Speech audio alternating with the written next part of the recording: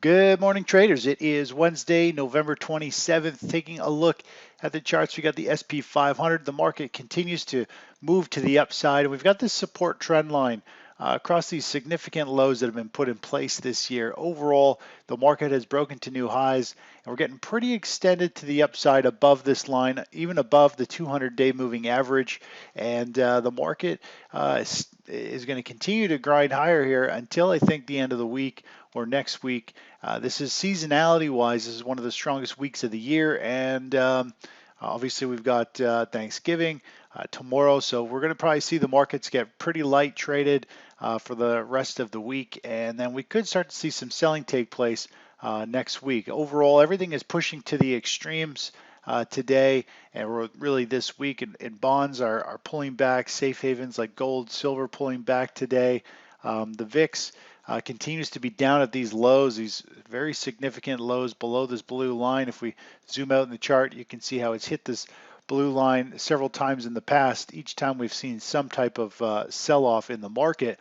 And with the seasonality effect this week and the holidays, looks like things are just getting stretched a little to the extreme. I think we're going to see a recoil here potentially next week in equities. Now, if we take a look over at, look at the Russell 2000, talked about this yesterday. Let's just pull up the chart a bit here. More or less yesterday we saw the market, the Russell 2000 run up and then end up closing relatively flat on the session, slightly higher.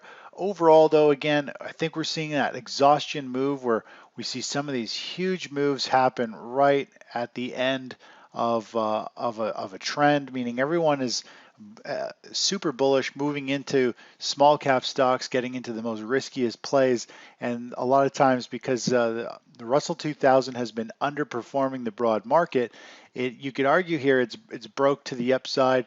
But overall, when we see this type of price action and the sentiment we have, it usually means we're going to start to see down bars and we could see some type of big sell-off take place. I feel as though this was a suckers rally, everyone piling in, getting long, small caps only for one of these great big sell-offs to take place in the market and catch everyone off guard who's full-fledged into the highest risk equities there are out there. Now, if we take a look over at the safe haven plays, bonds are pulling back a bit today. We're seeing them continue to hold their ground. They have had a nice move up, so money has been moving into bonds, but they're just trading in limbo right now. If we look over at gold, down 0.4% this morning, again, it's still flagging out in a large bull flag, but the trend is still down. Same with silver. You look at silver down again today, kind of flagging out in this massive pattern. And if we look at the gold miners are still holding up along this fairly significant support level here. You could draw on here falling trend lines across these highs.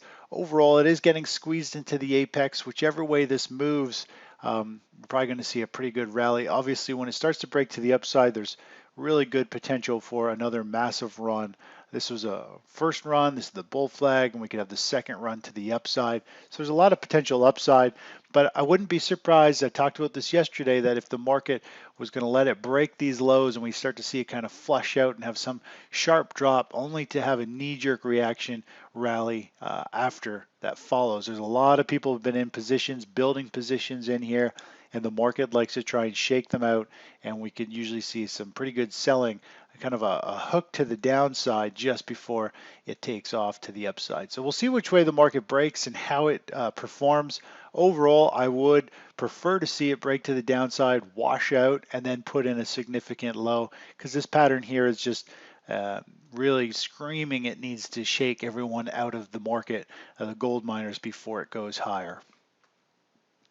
Looking over at energies, natural gas trading higher this morning overall. If we take a look at our cold play, which we closed out yesterday, you can see the move that we had, a big gap up to the upside yesterday. It ran up and hit resistance. If we were to throw a resistance trend line across these tops here, you can see these levels from the high on cold here to here. Pretty much it opened right at our target, our second target. So we ended up closing out there for about a 7% gain and change.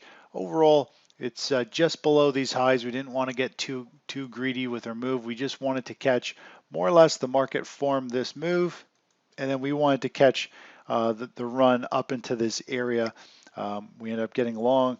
The market pulled back for a couple of days, but still within this short-term bullish trend, and then we saw it really pop and move and finally hit both of our targets. This was actually the best case scenario, because instead of taking some gains off here, taking the rest off up there, we took all of our gains off at the full target too. So it worked out actually well in our favor. We were under pressure for a little bit, which always gets you a little squirmy in your seat, but overall we held the ground. We held all these key support levels, the 200-day, the 20-day, which is the most important, and obviously we held this cluster here in this spike low. So the market just pulled back and then continued to take off to the upside. But overall, the way this is that we could very easily see this fizzle back down and sell off, which would mean the NQ, the natural gas chart, could start to put in a bottom formation. If we look at these charts here, we could start to go into another one of these bottoming formations where we see the market came down and put in a bottom and or a bottom here, and then built the flag and eventually kind of broke this neckline and broke out of this flag to the upside. We played this play. We had the same type of pattern come down. It started to build a base. We got long. We played this move all the way up into here, and then we played this move down into here. And now we're looking at this base where it's coming down. It's forming this base. This could have been the low here. Maybe it's going to come up, start to build a base or a bull flag here, and we could potentially get long for the next run going higher, which I think we could see natural gas break the $3 mark, but we're going to let it work itself out.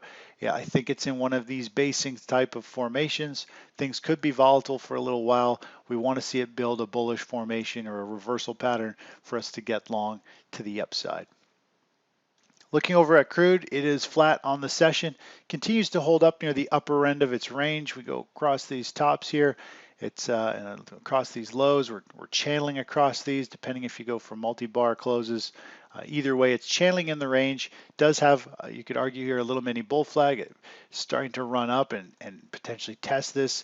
We'll see if it can break and move up to this 60 area, which is what we talked about a few weeks ago, saying 59.60 is going to be that kind of real key threshold going forward. Overall, we're looking for eventually some type of breakdown of this pattern is what I'm more interested in, because I think there's a lot of potential for a drop down to this 51 and potentially down to the 40 level if things really get ugly. Taking a look over the US dollar. US dollar index continues to hold its ground in the grand scheme of things. The trend has been firmly to the upside, just continues to rally, and a lot of this has been putting or keeping the lid, I think, on precious metals until we start to see the dollar really start to break down and fall out of this trend and get below the 200-day moving average. That's when I think we're really going to see metals start to take off as the safe haven play. But at this point, we really have been seeing, on average this year, gold move higher, the dollar move higher together as the safe haven play. But there will be a time when the dollar starts to underperform, and that's when we'll probably really start to see gold, silver, and miners really take the lead and move higher. Last but not least, take a quick look at the transportation index here. Let me just clean up a couple of these moving averages, get them off the chart. More or less what we're looking at here, it looks like the transportation index typically leads the markets along with the small caps, other than the small caps are bucking the trend with what looks to be kind of a fake out pop to the upside. But what we're looking at here is simply very similar pattern to what we saw over here. The market has a strong rally, gets a little overextended, pushes up. We see a very sharp correction, and then we see a knee-jerk reaction bounce, and then of course we saw continued sell-off in this sector. Now it feels as though we've got a very similar type of pattern forming here. We saw our first sharp pullback. We've got the second rally here, a very knee-jerk reaction back up, and then a sharp pullback again. And now we're forming what looks to be, you could say here, is a rising neckline. You got the head and shoulders formation, very similar to what we had over here with a shoulder, head and shoulder. And we'll see which way the market goes. Now there's two, if we see this poke to some nominal new highs here, and then have sharp reversal pattern. I think it would be primed and ready for kind of 3 surges to a high is what I call it. And after this 3rd surge, you can see some huge declines, very, very aggressive moves to the downside. But either way, looking at this pattern, it looks like it's in the early stages of a head and shoulders.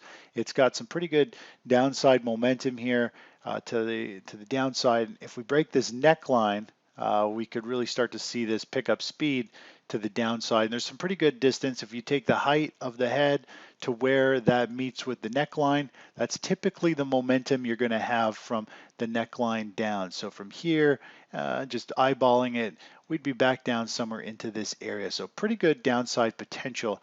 And we're going to keep our eyes peeled at the transportation sector simply because it can lead the way and it looks like it's forming a head and shoulders formation. Anyways, that's it for this morning. I'll talk to you in a little bit. Bye-bye.